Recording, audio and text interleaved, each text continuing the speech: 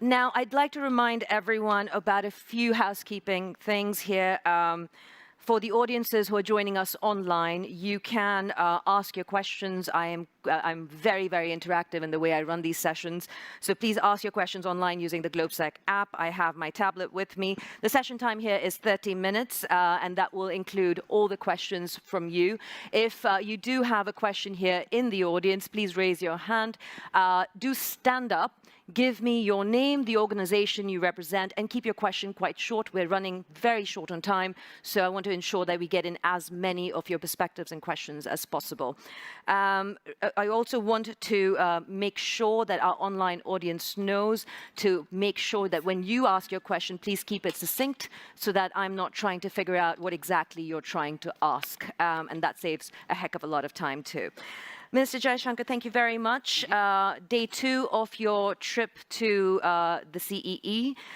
It's been quite a ride since February for not just the region, not just Europe, not just the West, but it is now trickling in terms of effect of what's happening between Russia and Ukraine into the rest of the world, the East, the global South. Paint us a little bit of a picture of India and how India has been impacted. You've come out of COVID, you've had issues on the border with China, you've come out of the Quad with many, many diverse and divergent opinions, and an economy that is looking to make dramatic changes, but in very difficult and turbulent times. So if you can paint us a picture of where India is at right now, and then we will pick up the conversation from there. Okay, let me go with exactly that flow. I think, yes, we are largely out of the COVID, though it never quite goes away. But we're out of the COVID also with a strong sense of economic recovery. I think there's a lot of optimism about rebuilding, and not just rebuilding, but actually leapfrogging in many areas, particularly digital. I think we handled it very prudently. I almost am tempted to say smartly in terms of the financial responses, which was we didn't blow the bank in responding. We intervened where we had to, and very effectively. And at the moment, in a sense, the Modi government has just completed 8 years in office. And what we have done in those 8 years is really to, I would say, build almost I would say, a social welfare society at a speed and a scale which the world hasn't seen. And in some ways, the COVID has actually hastened that. I mean, we are, for example, as an example, we are giving food support to 800 million people. And we've been doing this for more than 2 years. So that's like the population of the US and EU put together. We have a house ownership, publicly supported house ownership program, which covers about 115 million beneficiaries, which is almost like building houses for Japan. Or even if you look at terms of, this campaign, this program actually to replace firewood with gas cooking. It's impacted 80 million people. That's like changing Germany's kitchen in the space of a few years.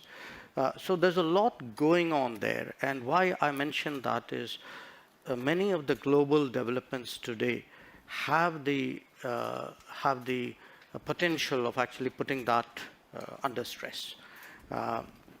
Your second reference was to China. Yes, we are going through a particularly difficult patch in our relationship with China. We've had differences in the past, but we've never had a situation where, after 1962, where really agreements on not bringing forces to the border have been disregarded. A very large number of forces have been brought to the border. We've had a clash. People have died. And this has not happened now. It happened 2 years ago. So in a sense, it's a bit of a diversion, but it's also a useful reminder to Europe that there were other things happening in the rest of the world which sometimes Europe perhaps doesn't pay enough attention to. And there's also been Afghanistan, and what happened there, the circumstances in which the Western, particularly American military forces left finally.